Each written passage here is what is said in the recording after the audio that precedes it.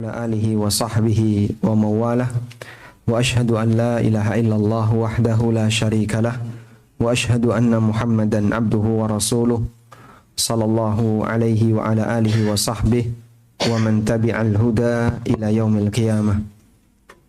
Alhamdulillah, puji syukur kita haturkan kehadirat Allah. Pagi ini kembali kita lanjutkan kajian rutin dengan membaca kitab Al-Mulakhas fi Syarhi Kitab Tauhid. Dan insyaallah kita memasuki bab Maja'a fit Tiyarah, berkaitan dengan masalah tiarah.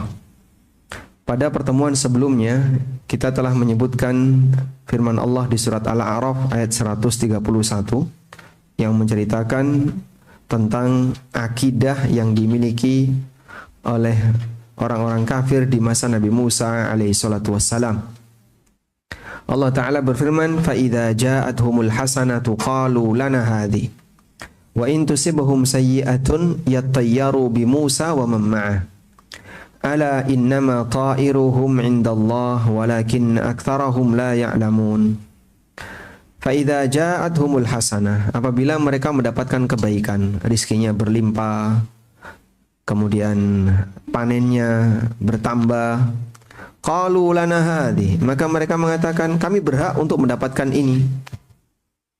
Kami berhak untuk mendapatkan ini dengan alasan kita kan pekerja keras. Kita orang yang rajin berusaha. Maka kalau berhasil ya wajar. Sehingga mereka tidak mengembalikan itu kepada Allah Subhanahu wa taala. Dan ini karakter orang yang kufur nikmat. Orang kufur nikmat ketika dia mendapatkan nikmat dikembalikan kepada dirinya. Ini karena saya pekerja keras, karena saya orangnya ulet. Kita memang wajar punya hak seperti ini karena kita sudah bekerja. Beda dengan karakter orang yang syukur nikmat. Orang yang syukur nikmat mereka mengembalikan kepada Allah. Hadza min fadli rabbi liyabluwani aashkuru am akfur. Ini adalah karunia Rabbku. Allah hendak mengujiku apakah aku bisa bersyukur ataukah jadi orang yang kufur. Wa in tusibhum sayyi'atun, ketika mereka mendapatkan musibah, yattayyaru bi Musa wa man ma'ah. Mereka berkeyakinan sebabnya mereka dapat sial adalah karena adanya Musa dan orang-orang soleh yang membersamai Musa. Sehingga seorang nabi diyakini sebagai sebab datangnya kesialan. Ya. Ini gara-gara ustadznya nggak mau doa bersama, misalnya. Atau gara-gara ustadznya tidak mau kumpul-kumpul tahlilan, misalnya. Sehingga dia bertiarah dengan orang saleh. Ala innama ta'iruhum indallah. Ketahuilah sesungguhnya kesialan yang menimpa mereka semuanya datang dari Allah, walakinna aktsarahum la ya'lamun. Namun kebanyakan mereka tidak mengetahui. Sehingga Anda bisa lihat di sini bahwa tiarah yang parah itu akan sampai pada titik menyalahkan orang yang tidak salah. Wah, gara-gara kamu datang makanya sekarang jadi kayak gini. Dia salah dia apa? Ya dia penyebab sial kita. Mengkaitkan sesuatu yang tidak ada hubungannya. Dan yang kedua, tiarah ini bertentangan dengan prinsip rububiyah. Sehingga orang yang dia melakukan tiarah pasti ada cacat dalam masalah iman kepada rububiyah Allah. Iman kepada rububiyah Allah, kesempurnaan bahwa segala sesuatu Allah yang ngatur, segala sesuatu Allah Ta'ala yang mengendalikan. Ala innama ta'iruhum indallah, maka Allah kasih peringatan sesungguhnya kesialan itu yang menimpa mereka datang dari Allah. Walakin aktsarahum la ya'lamun, tapi banyak di antara mereka yang tidak mengetahui. Ayat yang kedua yang dibawakan oleh penulis adalah firman Allah di surat Yasin ayat 19. Qalu ta'irukum ma'akum a in dzukirtum bal antum qaumun musrifun. Para nabi itu mengatakan, ta'irukum ma'akum, kesialan kalian membersamai kalian. A'in dzukirtum, apakah setiap kalian diingatkan kemudian kalian kufur kepada orang yang mengingatkan? Bal antum qaumum musrifun, tapi kalian adalah orang-orang yang telah melampaui batas. Kalian di sini siapa? Masyarakat negeri Antakiyah yang mereka diutus oleh Allah kepada mereka, ya. Satu daerah di mana Allah mengutus di daerah ini 3 rasul dalam waktu yang sama. Ini Allah sebutkan di surat Yasin. Kalau Anda lihat, coba kita menuju surat Yasin. Allah Subhanahu wa taala bercerita tentang keberadaan satu daerah yang di situ diberi oleh Allah Subhanahu wa taala 3 rasul dalam waktu bersamaan. Wadrib lahum mathalan ashabal qaryah id ja'ahal mursalun id arsalna ilaihim itsnaini. Ingatlah ketika kami mengutus kepada satu penduduk kampung itu itsnain, 2 rasul. Fakadzabuhuma. 2 rasul tadi didustakan. Fa'azzazna bitsalits. Kami kuatkan dengan kami utus rasul yang ketiga. Faqalu, kemudian 3 rasul ini mengatakan inna ilaikum mursalun. Kami adalah utusan Allah kepada kalian. Qalu, maka mereka menjawab, ma antum illa basyarum mithluna. Kalian hanya manusia seperti kami. Wa ma anzalar rahmanu min syai'. Dan Ar-Rahman tidak pernah menurunkan apapun. Mereka percaya dengan Allah, tapi mereka mendustakan perbuatannya. Pertama, yang dijatuhkan itu karakter Rasulnya tadi. Kamu kan cuma manusia. Kenapa kau merasa lebih hebat dibandingkan kami? Yang kedua, mereka mengingkari perbuatan Allah. Ma anzalar rahmanu min syai'. Allah tidak pernah menurunkan apapun. Ini kan dusta besar atas nama Allah. Bukankah Allah telah menurunkan banyak wahyu kepada para rasul sebelum mereka? In antum illa takdzibun. Kalian hanya pendusta. Qalu rabbuna ya'lamu inna ilaikum lamursalun. 3 rasul ini karena tidak punya saksi ahli di kalangan mereka, kan mereka tidak menyaksikan Jibril turun, ya, atau Allah memberikan wahyu kepada 3 rasul tadi, maka mereka hanya bisa pasrah. Rabbuna ya'lamu inna ilaikum lamursalun. Rabb kami yang tahu kalau kami adalah utusan Allah, utusan Rabb kami kepada kalian. Jadi sudah Allah yang jadi saksi atas perbuatan kami. Ungkapan seperti ini boleh diberikan ketika di dunia. Dan apakah mau percaya atau tidak tergantung keimanan yang diajak bicara. Misalnya, ya, Pak RT pulang, tanya sama istrinya, dari mana? Masjid. Yang benar, Allah yang jadi saksi. Masya Allah. Nah, ini kemudian nanti kembali kepada keimanan yang diajak bicara. Kalau begitu aku percaya. Sehingga menyebutkan Allah lah yang jadi saksi atas perbuatan kita ketika di dunia ini diperbolehkan. Andaikan cerita ini bukan Rasul SAW yang menyampaikan, mungkin kita nggak percaya, Pak. Dalam hadis riwayat Bukhari, Nabi SAW pernah menceritakan ada seseorang, sebut saja A, utang kepada B senilai 1000 dinar. Banyak, Pak, ya? Berapa itu? 4,4 kilogram emas. Udah lah, nggak usah dikonversi ke rupiah, ya. Lalu si B ini minta, siapa yang bisa menjamin? Siapa penjaminmu? Kalau di masa silam kan tidak ada notaris yang bisa menjamin transaksi. Lalu kemudian si A bilang, Allah yang akan menjamin. Kemudian si B mengatakan, aku beriman kepada Allah. Dikasih 1000 dinar. Kemudian dibawa sama si A pulang. Nah, daerahnya A ini berada di seberang laut, sehingga antara A dan B itu terpisah laut. Janjinya si A akan melunasi sekian bulan atau sekian waktu lah, anggap misalnya 1 tahun. Sampai ketika datang jatuh tempo, si B ini datang ke tepi sungai, datang ke tepi laut, menunggu kedatangan si A yang katanya akhir tahun akan dibayar. Si A sendiri juga pingin bayar, tapi nggak ada kapal yang bisa mengantarkan ke daerahnya B. Sehingga ketika itu saling menunggu. Si B nunggu, si A pengen datang ke tempatnya si B, tapi tidak ada kapal yang mengantarkannya. Maka kemudian si A menaruh 1.000 dinar tadi di mana, Pak? Di kayu. Terus ditutup. Setelah itu dia menyampaikan kepada Allah Subhanahu wa taala, "Ya Rabb, Engkau telah aku jadikan sebagai penjamin untuk utangku ini. Dan kali ini adalah jatuh tempo, namun aku tidak bisa nyebrang karena nggak ada kapal. Maka antarkanlah kayu ini kepada uang 1.000 dinar ini kepada pemiliknya." Masya Allah, 1.000 dinar ditaruh di kayu, dibuang ke laut. Si B yang sudah menunggu di tepi laut, beliau kecewa, nggak ada yang bisa dibawa pulang, nggak ada si A datang, nggak ada kapal dari seberang. Akhirnya beliau pulang, besok datang lagi, pulang, datang lagi, pulang. Sampai akhirnya karena beliau merasa nggak ada yang bisa dibawa pulang, beliau melihat ada kayu yang terdampar di pantai, kemudian beliau bawa pulang.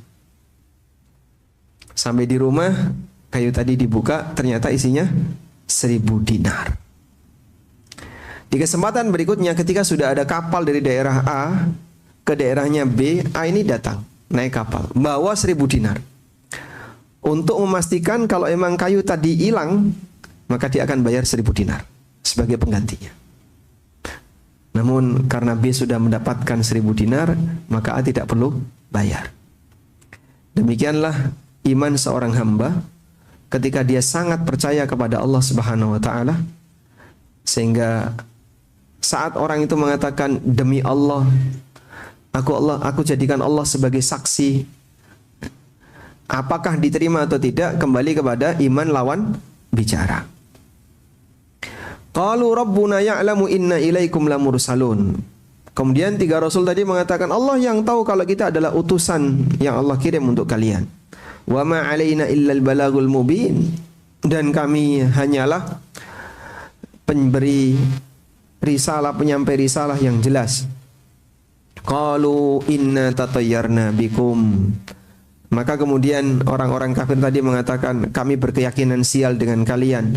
La illam tantahu la narjumannakum wa la yamassannakum minna 'adzabun alim.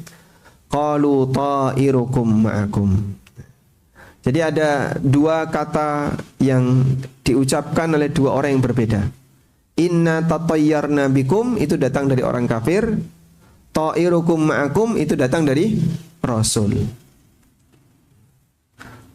Kalau yang pertama ini meyakini bahwasanya sang Rasul ini sebagai penyebab datangnya kesialan.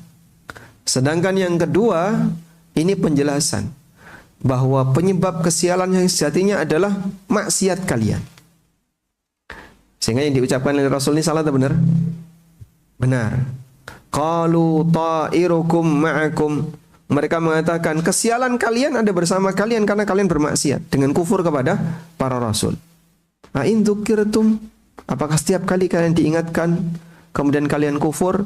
Bal antum qaumum musrifun. Namun kalian adalah kaum yang melampaui batas. Baik.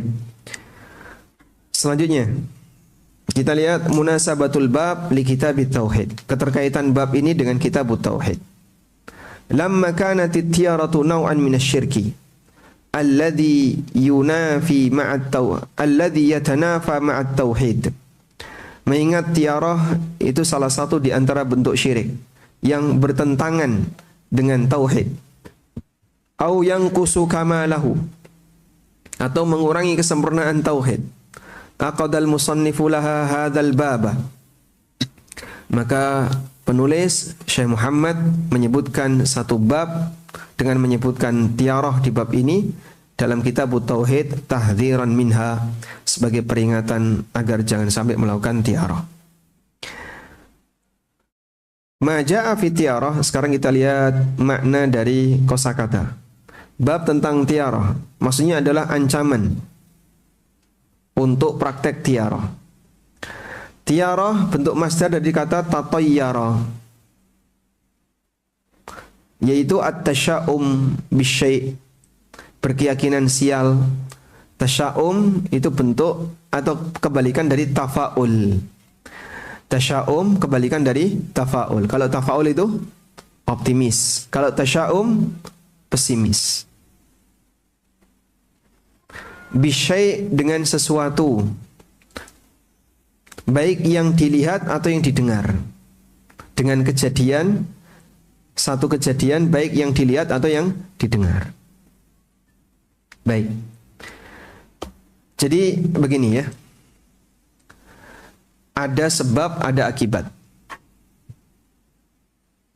Meyakini sebab dan akibat itu boleh atau tidak? Boleh atau tidak? Boleh. Boleh. Kenapa? Ya, ini bagian dari iman kita kepada hikmah Allah. Bagian dari hikmah Allah, makhluk hanya bisa mendapatkan akibat ketika dia menempuh sebab. Karena makhluk tidak punya kemampuan kun fayakun. Satu-satunya zat yang bisa menciptakan akibat tanpa sebab hanya Allah. Innama amruhu idza arada syai'an ay yaqula lahu kun fayakun. Maka bagi makhluk berlaku kaidah sebab akibat. Kalau kamu ingin mendapatkan akibat ini, maka kau harus tempuh sebab ini. Baik. Karena itulah orang boleh meyakini hubungan sebab akibat. Namun di sana ada orang yang meyakini sesuatu sebagai sebab dari akibat yang lain, padahal nggak nyambung. Nah, keyakinan inilah yang dilarang. Kecuali yang sifatnya untuk mendukung optimisme. Karena itu ada yang menyebut tiaroh optimisme itu tiaroh yang, saya ulangi ya, optimisme dengan sebab tertentu itu tiaroh yang ditoleransi dan mendapatkan keringanan dalam agama. Berbeda dengan tiaroh yang sifatnya pesimis.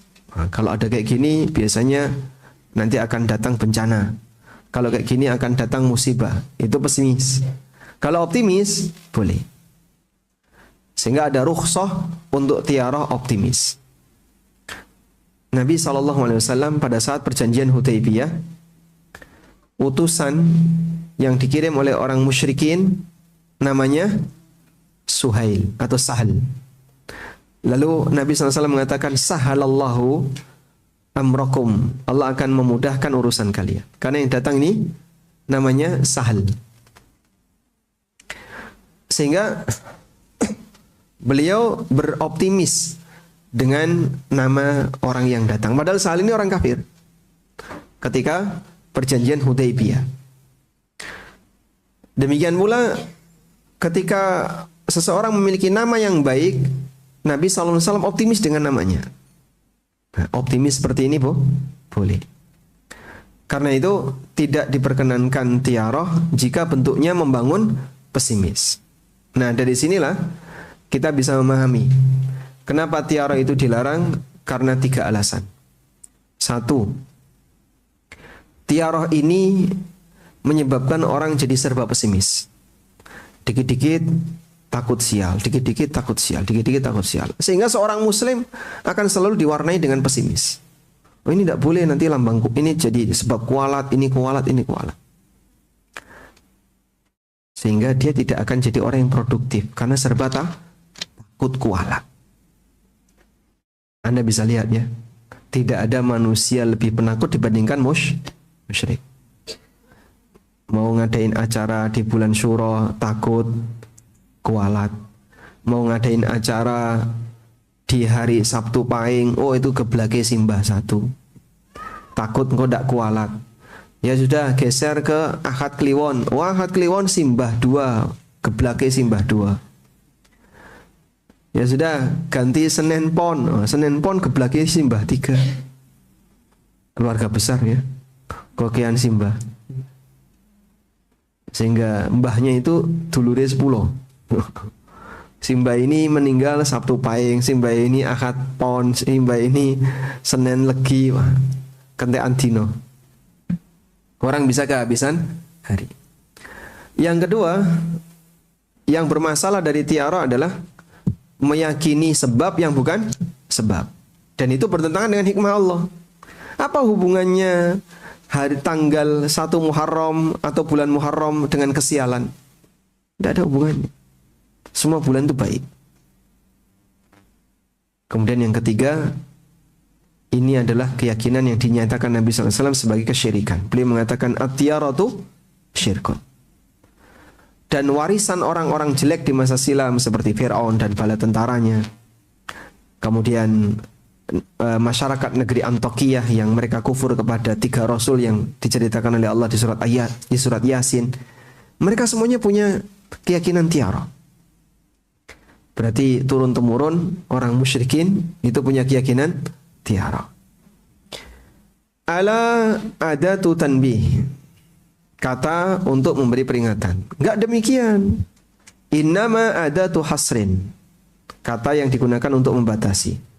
Ta'iruhum ma qudiya alaihim wa quddira lahum. Ta'iruhum maknanya adalah takdir mereka.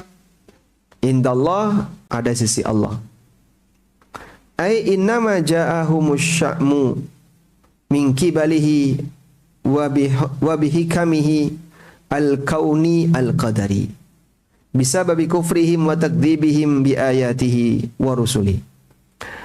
Maksudnya adalah bahwasanya kesialan itu datang dari mereka atau datang dari Allah dengan takdir dan hikmahnya al-kauni al-qadari. Disebabkan karena kufurnya mereka, dengan hikmah takdirnya disebabkan karena kufurnya mereka dan mereka mendustakan ayat-ayat Allah serta rasul-rasul Allah. La ya'lamun, mereka tidak mengetahui, maksudnya adalah sifat mereka adalah orang bodoh, tidak memiliki ilmu. Mereka tidak tahu. Ta'irukum ay haddukum wa manabakum min syarrin. Maksudnya adalah jatah kalian atau takdir kalian dan apa yang kalian dapatkan berupa keburukan. Ma'akum, bersama kalian, ay bisa babi af'alihim, bisa babi af'alikum, disebabkan karena perbuatan kalian. Wa mukhalafatikum an-nasihin, dan kalian menyimpang dari orang-orang yang memberi nasihat. A'in dzukirtum, apakah setiap kali kalian diingatkan, ay min ajli anna dzakkarnakum qabaltumuna biqaulikum inna tatayyarna bikum. Apakah setiap kali kalian diingatkan disebabkan karena kami mengingatkan kalian, kemudian kalian menanggapi dengan mengatakan inna tatayyarna bikum, kami berkeyakinan sial dengan kalian. Apakah gara-gara kamu tidak setuju dengan orang ini, kemudian kau anggap dia adalah pendatang sial, pembawa sial? Bal antum qaumum musrifun. Sebaliknya kalian adalah masyarakat yang musrifun, yang melampaui batas. Maksudnya kebiasaan kalian al-israf fil isyan, melampaui batas dalam maksiat. Famin thamma ja'akumus syu'mu, karena itu datang kesialan yang menimpa kalian. Was-saraf maknanya adalah al-fasad. Saraf maknanya adalah merusak. Wa huwa mujawazatul haddi fi mukhalafatil haq, melampaui batas ketika menyimpang dari kebenaran. Baik, sampai di sini penjelasan kosakata yang disampaikan oleh Syekh Shalih Al-Fauzan. Berikutnya kita akan membaca al-ma'na al-ijmaliyu lil ayatain. Tafadhali. Bismillah wassalatu wassalamu ala Rasulillah. Qala al-muallifu hafidhahullahu ta'ala. Al-ma'na al-ijmaliyu lil ayatain. Al-ayatul ula لما كان قوم فرعون إذا أصابهم غلاء وقحط قالوا هذا أصابنا بسبب موسى وأصحابه وبشؤمهم رد الله تعالى عليهم بأن ما أصابهم من ذلك إنما هو بقضائه وقدره عليهم بكفرهم وقدره تلnya di fathah. إنما هو بقضائه وقدره عليهم بكفرهم ثم وصف أكثرهم بالجهالة وعدم العلم ولو فهموا وعقلوا la'alimu anna Musa ma jaa illa bil khairi wal barakati wal falahi liman amana bihi wattaba'ahu. As-sani al-ayatu tsaniyah anna Allah subhanahu radda ala man kadzdzaba ar-rusula fa usiba bil bala'i. Summa da'a anna sababahu jaa min qibalir rusuli wa bisababihim. Wa bayyana Allah subhanahu anna sababa hadzal bala'i min qibali anfusihim wa bisababi af'alihim wa kufrihim la min qibalir rusuli kama da'u. Wa kana laiqu bihim an yaqbalu qawlan nasihin liyaslamu min hadzal bala'i lakinnahum qaumun mutamaduna fil ma'asi famin samma ja'ahumus syu'mu wal bala'. Munasabatul ayatayn lil bab anna Allah dzakara anna at-tatayyura min anna Allah dzakara anna at-tatayyura min 'amalil jahiliyati wal musyrikin wa qaddamahumullahu ta'ala wa maqatahum. Ma yustafadu minal ayatain al-awwal anna at-tatayyura min 'amalil jahiliyati wal musyrikin. As-sani isbatul qada'i wal qadari wal imani bihima. As-salis annal masaiba bisababil ma'asi was sayyi'at. Ar-rabi' fil ayatil ula dammul jahli lianna yuaddi ila adami ma'rifati syirki wa wasailihi wa min sammal wuqu'u fihi. Al-khamis fil ayati tsaniyati wujubu qabulin nasiha lianna adama qubuliha min sifatil kuffar. As-sadis anna ma ja'at bihi ar-rusulu fahuwal khairu wal barakatu liman ittaba'ahu. Tentang penjelasan global dari dua ayat yang tadi kita baca, surat Al-A'raf dan surat Yasin. Untuk ayat yang pertama, ketika kaumnya Fir'aun, mereka mengalami musibah, ghala'un wa qahtun. Harga barang naik karena langka, wa qahtun, dan mengalami musim paceklik. Jadi Musa alaihissalam berdakwah di tengah Fir'aun itu cukup lama. Mereka berkali-kali diuji oleh Allah, mengalami musibah, dan mereka menyalahkan Musa. Ini gara-gara Musa. Jadi sempat mereka mengalami musim paceklik, kemudian ada musim kata, kemudian darah, dan aneka musibah yang Allah berikan kepada mereka. Yang dikatakan oleh Allah dalam Al-Quran, fi tis'i ayatin ila fir'auna wa mala'i.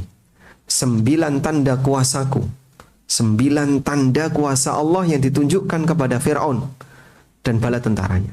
Tapi tetap nggak mau beriman. Dan 9 tanda itu sebagian ada pada tongkatnya Musa, sebagian ada di tangannya Musa. Tapi tetap mereka tidak mau beriman. Dalam peristiwa ketika mereka diuji dengan darah, semua cairan yang dimiliki oleh orang Mesir berubah jadi darah. Jadi minuman-minuman ini berubah jadi darah. Sampai dalam sebagian riwayat disebutkan, ketika Bani Israel menuangkan ceret, itu keluar air. Tapi ketika dipegang oleh orang Mesir, dituangkan, keluar darah. Berubah. Jadi mereka serba jijik karena ada darah di mana-mana. Kebayang ya? Mungkin Bapak kalau datang ke bangsal hemodialisis, temboknya merah semua. Isinya orang cuci darah. Jadi yang ngeri dengan darah ya, dia bisa bayangin serba darah. Semua air ketika dipegang oleh orang Mesir berubah jadi darah. Katak juga seperti itu. Setiap kali mereka buka tudung makanan, begitu dibuka keluar katak. Di mana-mana ada katak. Belalang juga sama. Di mana-mana ada belalang menyerang seluruh makanan mereka. Qalu hadza asabana bisababi Musa. Terus mereka komentar, ini disebabkan karena Musa dan orang-orang Bani Israel. Wa bisyu'mihim, dan disebabkan karena kesialan yang dibawa oleh Musa. Raddallahu ta'ala alaihim, maka Allah membantah mereka. Bi annama asabahum min dzalika, bahwa yang menimpa mereka innama huwa biqada'ihi wa qadarihi. Itu semuanya adalah dengan qada dan takdir Allah. Kalau dibaca qadr, dalnya disukun artinya mulia. Kalau dalnya di fathah artinya takdir. Lailatul Qadri, malam kemuliaan. Lailatul Qadari, malam takdir. Dan disebabkan kufurnya mereka. Tsumma wasafa aktsarahum bil jahalah. Kemudian Allah menyebut kebanyakan mereka adalah orang bodoh, tidak punya ilmu. Andaikan mereka paham dan mereka menggunakan akalnya, la'alimu anna Musa, tentu mereka akan bisa menyimpulkan bahwa Musa ini tidak datang kecuali membawa al-khair, kebaikan dan keberkahan, keberuntungan, liman amana bihi wattaba'ah, bagi siapa yang beriman kepadanya dan mengikutinya. Apa salahnya Musa? Beliau datang ke sini untuk membawa kebaikan. Tapi sekali lagi tadi, karena beda, maka dituduh macam-macam. Dan ya ini real ya. Saya pernah ngisi di sebuah masjid kajian subuh rutin waktu itu. Masjid ini tidak jauh dari tempat kontrakan, dan ada beberapa jamaah yang nggak setuju. Kemudian di antara yang nggak setuju ini menyampaikan ke saya, Mas, saya tuh mimpi, Mas. Masjid kita ini roboh temboknya. Oh, kenapa? Ya karena itu mungkin tanda kita akan pecah belah. Ya istirumana wae. Jadi sejak sampean datang kemudian berdakwah di sini menimbulkan perpecahan di antara para jamaah. Yang dulu satu suara, sekarang jadi banyak suara. Ada yang setuju, ada yang nggak setuju. Dia disampaikan, saya itu bermimpi temboknya masjid ini ambruk. Jadi ini pertanda kita akan pecah. Ya alhamdulillah orangnya pindah kota, jadi nggak berkelanjutan ya. Ceritanya nggak berkelanjutan jadinya. Ayat yang kedua, Allah Subhanahu wa taala membantah orang yang mendustakan para rasul. Fausiba bil bala. Lalu mereka mendapatkan ujian. Tsumma da'a, kemudian mereka mengklaim bahwasanya sebab ujian ini datang dari para rasul tadi dan dengan sebab para rasul tadi. Maka Allah taala menjelaskan bahwasanya bala ini datang dari mereka sendiri dan disebabkan karena perbuatan mereka, kekufuran mereka, bukan dari para rasul. Kama da'u, sebagaimana klaim mereka, sebagaimana pengakuan mereka. Wa kana la'iku bihim ayyaqbalu qaulan nasihin, dan seharusnya mereka ini menerima nasihat yang disampaikan oleh para rasul. Liyaslamu min hadzal bala, agar mereka bisa selamat dari bencana ini. Tapi karena mereka sudah mutamaduna fil ma'asi, melampaui batas dalam maksiat, maka datanglah bala dan kesialan menimpa mereka. Kata kuncinya begini, sebab sial yang menimpa hamba yang disebutkan oleh Al-Quran adalah maksiat. Zaharal fasadu fil barri wal bahri bima kasabat aydin nas. Telah nampak kerusakan di langit dan di bumi disebabkan karena perbuatan maksiat manusia. Sehingga kita boleh nggak Pak berkeyakinan sial? Boleh, tapi ada pada tempatnya. Apa yang menjadi sebab kau sial? Karena kau maksiat. Agar seorang hamba selalu husnudzon kepada Allah, kalaupun dia mengalami musibah yang berat dia alami, ini karena dosaku. Bukan karena Allah benci sama dia, bukan karena Allah tidak adil dan seterusnya. Sebab orang kalau tidak diajari kayak gini, nanti perasaannya nggak karu-karuan. Sampai mengatakan Allah tidak adil dan seterusnya. Keterkaitan dua ayat dengan bab tentang tiarah, bahwa Allah Ta'ala menyebutkan tiarah ini termasuk di antara praktek jahiliyah dan kebiasaan orang musyrikin. Allah mencela praktek mereka dan memurkai mereka. Ma yustafadu minal ayat, pelajaran yang bisa kita ambil dari ayat. Bahwasanya tiarah min amalil jahiliyah wal musyrikin, termasuk di antara praktek jahiliyah dan kebiasaan orang musyrik. Yang kedua, keyakinan adanya qada dan qadar dan wajib mengimani keduanya. Yang ketiga, bahwasanya musibah itu disebabkan karena maksiat dan perbuatan jahat. Yang keempat, untuk ayat pertama di situ ada dhammul jahli, celaan bagi orang yang bodoh. Karena ini akan mengantarkan dia ila adami ma'rifati syirki wa wasailihi. Akan mengantarkan dia buta dengan masalah kesyirikan, penyakit syirik dan perbuatan yang mengantarkan kepada kesyirikan. Wa min thamma al-wuqu'u fihi. Kemudian setelah itu dia terjerumus ke dalam kesyirikan. Disebabkan karena dia nggak tahu syirik itu apa, maka dia terjerumus ke dalam kesyirikan. Pada ayat yang kedua, di situ berisi pelajaran wajibnya menerima nasihat. Li'anna adama qabuliha, karena tidak menerima nasihat termasuk di antara sifat orang kafir. Sehingga pesan yang memiliki muatan kebaikan tidak selayaknya ditolak. Walaupun bisa jadi dia datang dari orang yang tidak kita sukai. Kandani kok ora percaya. Nah, setelah itu baru dia menyesal. Annama ja'at bihi rusulu fahuwal khairu wal barakah liman ittaba'a. Bahwa segala yang dibawakan, yang datang dari para rasul, isinya adalah kebaikan, keberkahan bagi siapapun yang mau mengikutinya. Baik, walhamdulillah, pengantar pertama ini insyaallah sudah bisa kita dapatkan.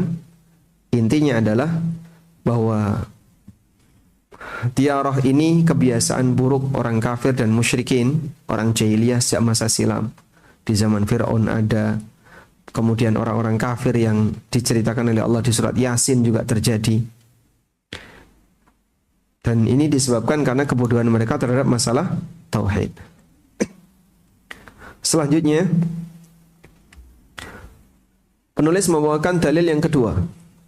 Wa an Abi Hurairah radhiyallahu anhu anna Rasulullah sallallahu alaihi wasallam qala la adwa wala tiyarata wala hamata wala safara akhrajahu zada muslimun wala nau'a wala ghula. Rasulullah sallallahu alaihi wasallam bersabda, la adwa, tidak ada adwa. Ini diterjemahkan agak sulit. Jadi dibaca saja kemudian nanti dikasih penjelasan. Adwa adalah wala tiarah, tidak ada tiarah, tidak ada hamah, tidak ada safar. Dalam riwayat Muslim ada tambahan tidak ada nau dan tidak ada ghul. Apa saja yang dinafikan Nabi sallallahu alaihi wasallam?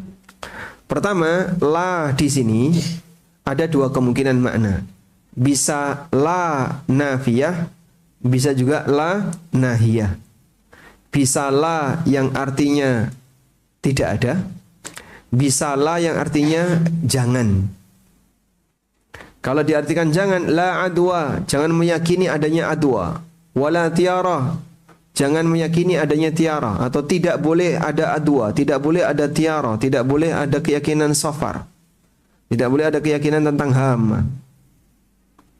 Dan dua-duanya boleh. Tapi mungkin yang lebih tepat, lebih nyaman untuk diterjemahkan, la di sini artinya la nafiyah, tidak ada keyakinan tentang. Apa makna adwa? Ismun minal i'da. Adwa adalah kata benda turunan dari kata al-i'da. Wa huwa mujawazatul illah min sahibiha ila ghairihi, yaitu berpindahnya penyakit dari makhluk min sahibiha, dari makhluk yang berpenyakit itu ila ghairihi, kepada yang lain. Wal manfiyu ma kana ya'taqiduhu ahlul jahiliyah, dan yang dinafikan oleh Nabi sallallahu alaihi wasallam, yang dikatakan tidak ada oleh Nabi sallallahu alaihi wasallam adalah sebagaimana yang diyakini oleh orang jahiliyah, bahwa penyakit itu bisa pindah dengan sendirinya, bukan dengan takdir Allah. Walaupun secara kauni, dalam pengalaman yang kita tahu, penyakit itu bisa menular. La adwa, tidak ada penyakit menular. Loh, gimana kan penyakit itu bisa menular? Sebutkan sakit yang tidak menular. Sakit apa Pak yang tidak? Sakit gigi ya. Sakit gigi nular nggak Pak? Pusing nular nggak? Istrinya pusing, suaminya ikut pusing kan? Nular tuh itu Pak. Kalau suaminya pusing, belum tentu istrinya pusing Pak.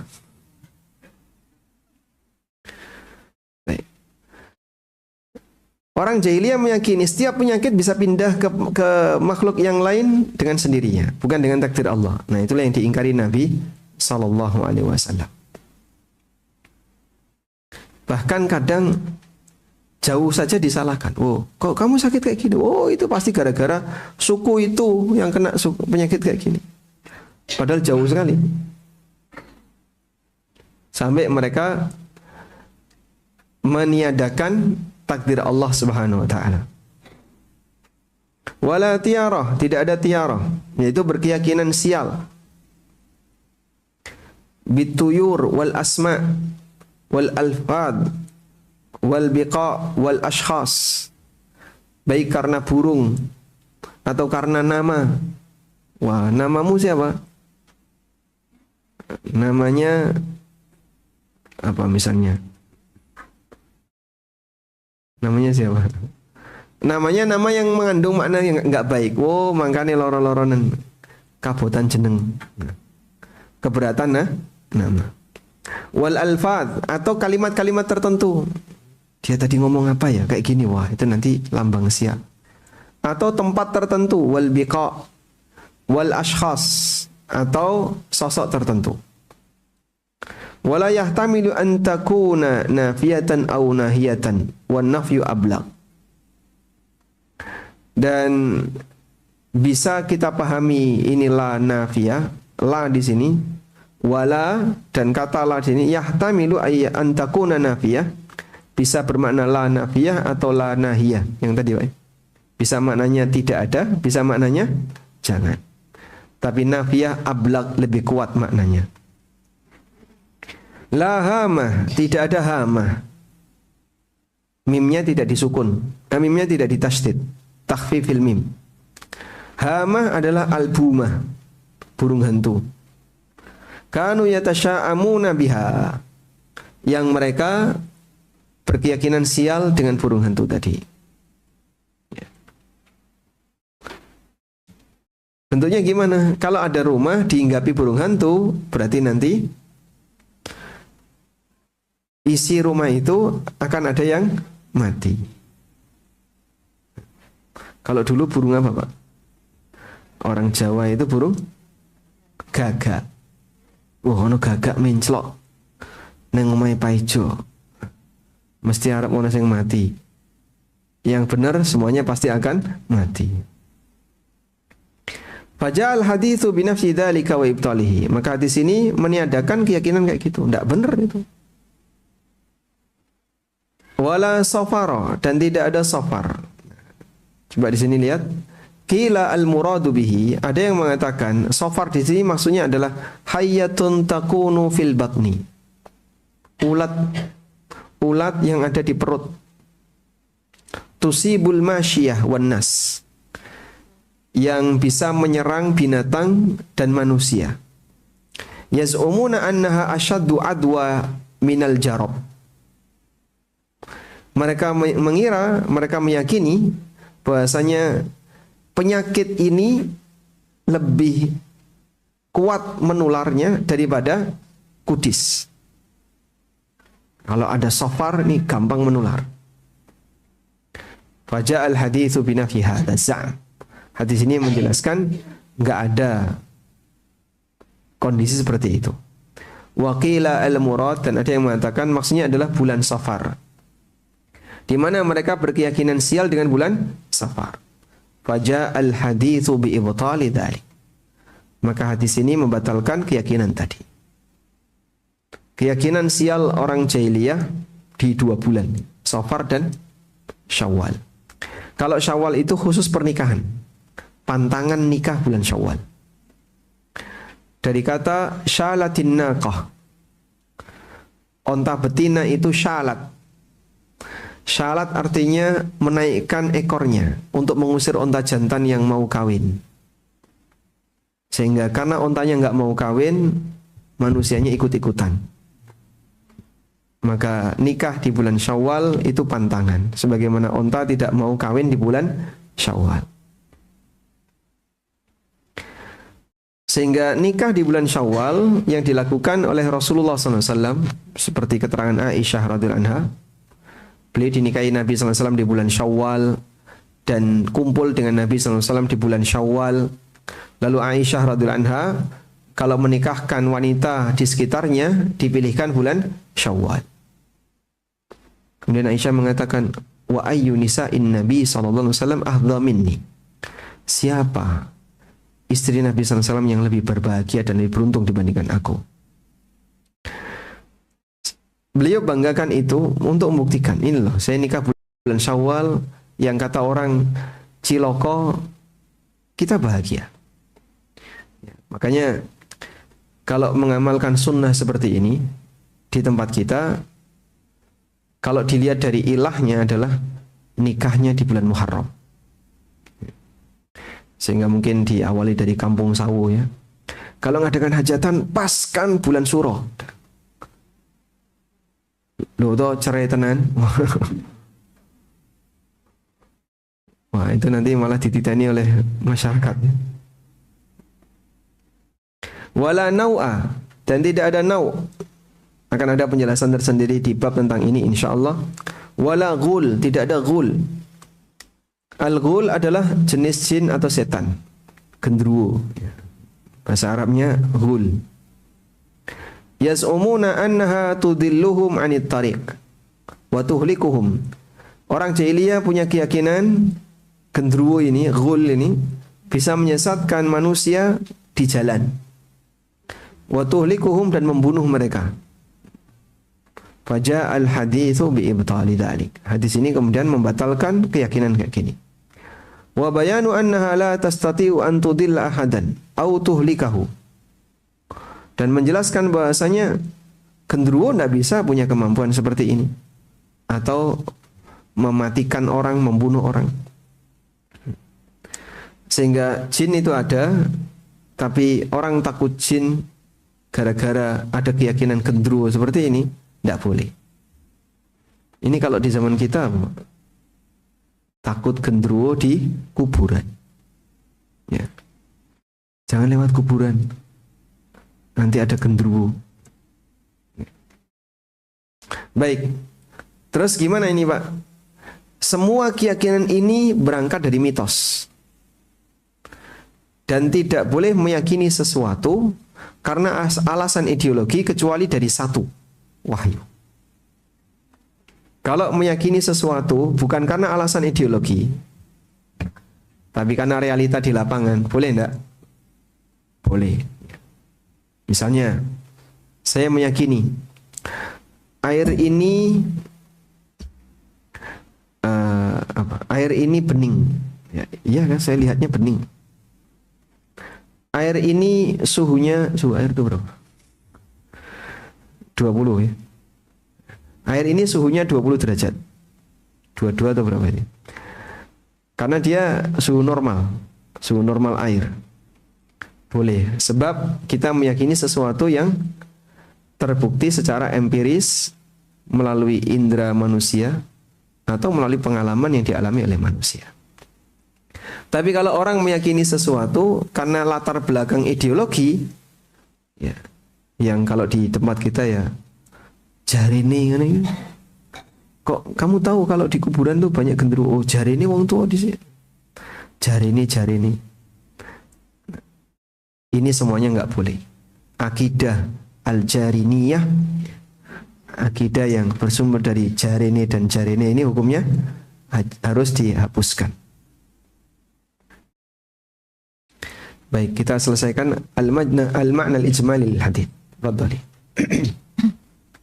المعنى الإجمالي للحديث ينفي صلى الله عليه وسلم ما كانت تعتقده الجاهلية من اعتقادات باطلة من التشاؤم بالطيور وبعض الشهور والنجوم وبعض الجن والشياطين فيتوقعون الهلاك والضرر منها كما كانوا يعتقدون سريان الأمراض من محل الإصابة إلى غيرها بأنفسها فيرد صلى الله عليه وسلم كل هذه الخرافات ويغرس مكانها التوكل على الله وعقيدة التوحيد الخالص. مناسبة الحديث للباب أنه يدل على إبطال الطيرة وأنها اعتقاد جاهلي. ما يستفاد من الحديث: الأول إبطال الطيرة، الثاني إبطال اعتقاد الجاهلية أن الأمراض تعدي بطبيعتها لا بتقدير الله تعالى. الثالث إبطال التشاؤم بالهامة وشهر صفر. الرابع إبطال اعتقاد تأثير الأنواع. الخامس إبطال اعتقاد الجاهلية في الغيلان. السادس وجوب التوكل على الله والاعتماد عليه. السابع أن من تحقيق التوحيد الحذر من الوسائل المفضية إلى الشرك. الثامن إبطال ما يفعله بعض الناس من التشاؤم بالألوان كالأسود والأحمر أو بعض الأرقام والأسماء والأشخاص وذوي العاهات. Penjelasan global dari hadis. Nabi SAW menafikan keyakinan jahiliyah berupa keyakinan batil seperti berkeyakinan sial dengan burung atau bulan atau bintang, atau ini ditunggui jin, kedatangan setan. Fayatawaqqa'una al-halak wad-darara minha, sehingga mereka terjerumus dalam kesesatan dan mendapatkan bahaya dari itu. Sebagaimana mereka meyakini penyakit bisa menular, berpindah min mahalil isabah, dari tempat orang yang terkena penyakit itu sebelumnya, ila ghairiha, kepada orang lain, bi anfusiha, dengan sendirinya, bukan dengan takdir Allah. Maka Rasulullah SAW membantah semua khurafat ini yang tadi kita sebut mitos-mitos tadi. Wa yaghrisu makanaha, dan beliau menanamkan penggantinya, yaitu tawakal kepada Allah dan akidah tauhid yang murni. Keterkaitan hadis dengan bab di sini menunjukkan batalnya keyakinan tiarah, dan ini merupakan keyakinan jahiliyah. Pelajaran yang bisa kita ambil dari hadis pertama adalah tiarah itu tidak ada, dan keyakinan jahiliyah berupa penyakit bisa berpindah dengan sendirinya bukan dengan takdir Allah adalah batil, keyakinan yang batil. Demikian pula keyakinan yang batil, berkeyakinan sial dengan burung hantu, atau dengan bulan Safar, atau dengan bulan Suro, atau burung gagak, dan seterusnya. Keyakinan sial bahwa bintang tertentu bisa ngasih pengaruh, bintang yang ada di langit bisa ngasih pengaruh takdir di bumi. Ini enggak benar. Keyakinan sial, keyakinan orang jahiliyah bahwa ada genderuwo yang menyesatkan manusia. Yang keenam, wajibnya tawakal kepada Allah dan bersandar hanya kepadanya. Yang ketujuh, di antara bentuk mewujudkan tauhid adalah al-hadar minal wasail al-mufdiyah ila syirk, menghindari sarana yang bisa mengantarkan kepada kesyirikan. Yang kedelapan, batilnya perbuatan sebagian orang berupa berkeyakinan sial dengan warna tertentu seperti warna merah atau warna hitam. Warna hitam itu lambang apa? Kematian. Atau nomor tertentu, ya, nomor 4 itu sial, 13 itu sial. Atau nama tertentu, atau sosok tertentu, atau orang yang punya penyakit tertentu. Sehingga kalau buka pintu ketemu orang pincang, wah, ketakutan. Jangan-jangan ini tanda buruk bagi keluarga. Dan itu semuanya adalah keyakinan karena apa? Karena mitos yang enggak benar. Wallahu ta'ala alam. Demikian yang bisa kita sampaikan. Semoga bermanfaat. Wassallallahu